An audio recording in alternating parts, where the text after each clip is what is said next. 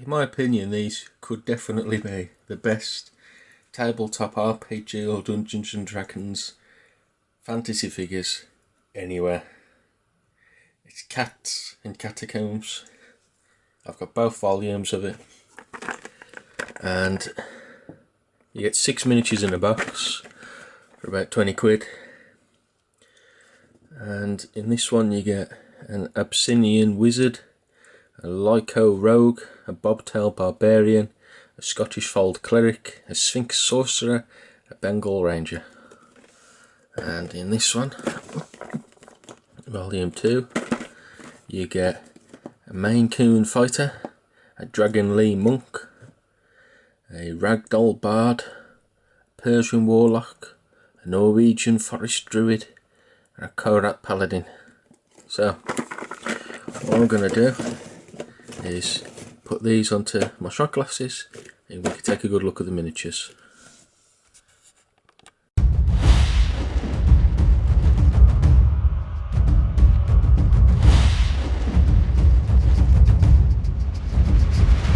Okay, so we're going to look at volume 1's miniatures first, and then we're going to move on to volume 2. So first up is the Abyssinian wizard, and they're all lovely miniatures. This particular cat has a crow, as a familiar I assume, and a staff. Some great detail on the straps around the cat. Got multiple scrolls on it. Got a big book of spells, a little potion there. And if you got a pet cat yourself, you could easily pick 1 or 2 of these to represent your cat.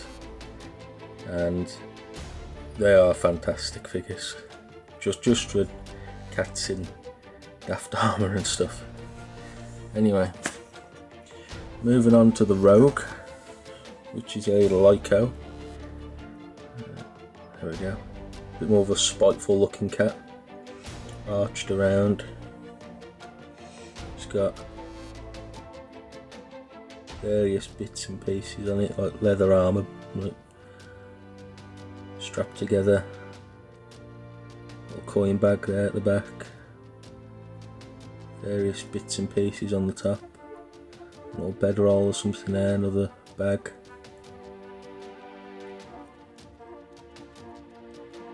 More little pouches. They are fantastic. I mean, I'm definitely going to be painting up one of these as my cat. Spock, if you've watched the Halfling video, he makes his sound known. Just wait for this one to focus. There we go. Much more of a grizzled, more fanatical looking cat. There's just various skulls and teeth of other animals on here. This is the bobtail barbarian. It really does meet its look at that massive axe. It really does meet its character that it's supposed to be portraying. The ragged armour, the fur bits, fur little braces around its legs, and the totally fanatical expression on his face. And the skulls everywhere, lovely. The axe is just fantastic, massively oversized. Exactly what you'd expect your barbarian to have in your party. And then we've got the Scottish fold cleric, which is this little guy. There he is. Much more of a gentler, much nicer looking cat. Really nice robes on him. Bits of armour as well around his paws. And there's tons of detail you can paint on these. You know, there's his bedroll and his backpack, containing various things to heal the party. Again, absolutely fantastic looking figures. So, moving on to the next one, which is the Sphinx sorcerer. I've never really been a fan of Sphinx cats, because I like my cat's really fluffy and long haired, so a hairless cat's never really appealed to me. But for a sorcerer looking cat, it does look good. You could put various tattoos on him or whatever you wanted. But then again, even without adding extra details like that, it's a very detailed figure anyway.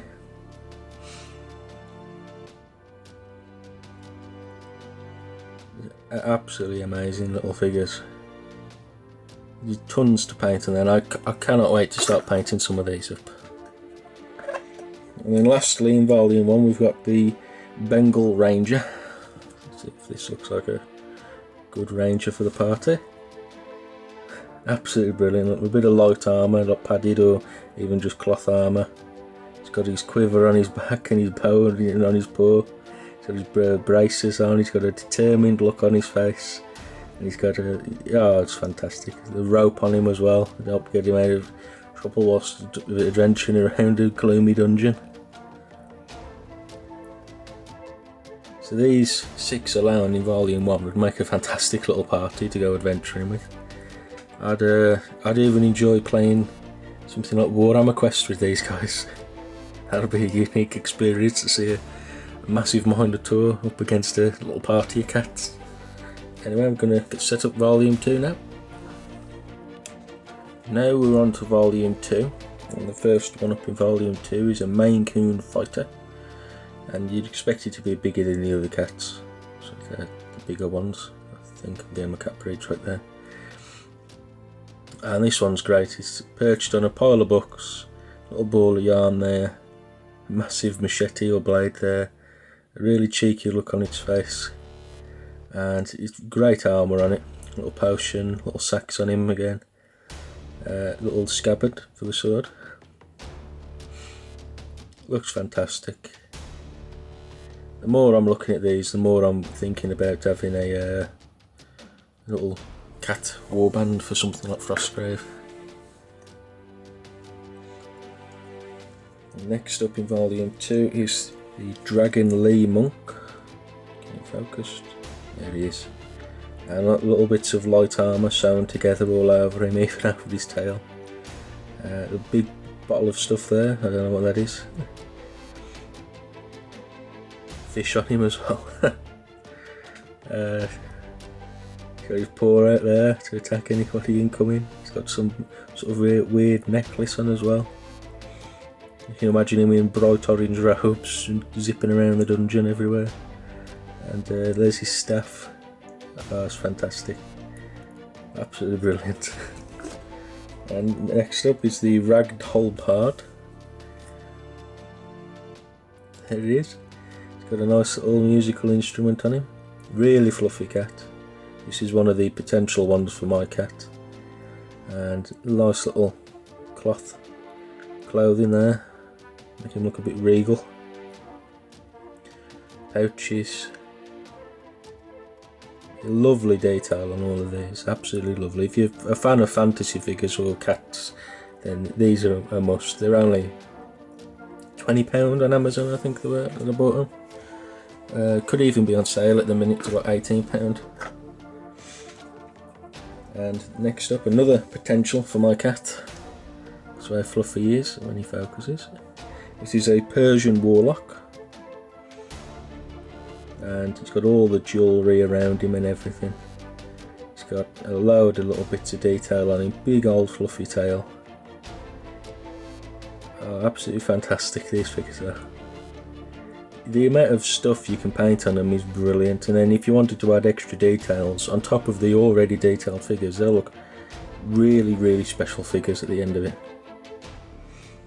I mean, like the magical figures like these, the Warlock and the Wizards and stuff. You could do them with glowing eyes, make them look like they're in the middle of a spell. Next up is another magical type figure. It's a Norwegian Forest Druid. He's like another potential for my cat because there's loads of fluff around him.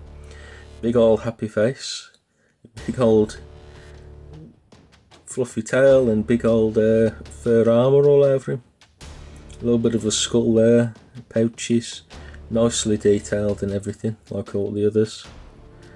And there is his staff. There's feathers on him. There's his big old staff.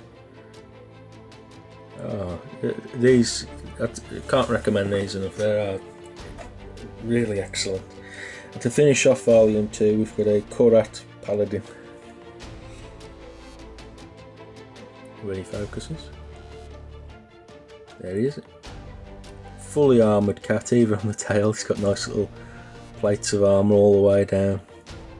Totally armoured, and he loses none of the detail that the others have by being totally armoured. He's got a nice big old sword there on his back, nice little sigil on his armour either side, and these are fantastic figures. I mean, you can paint the edges of the armour gold, maybe do it black plate with gold trim, or do any colour sort of metallic. I've got like 12 or 13 metallic paints, so you can really have some fun with it. I again can't recommend these enough. They're 6 figures in a box, 20 quid. Okay guys, so that's the end of the video.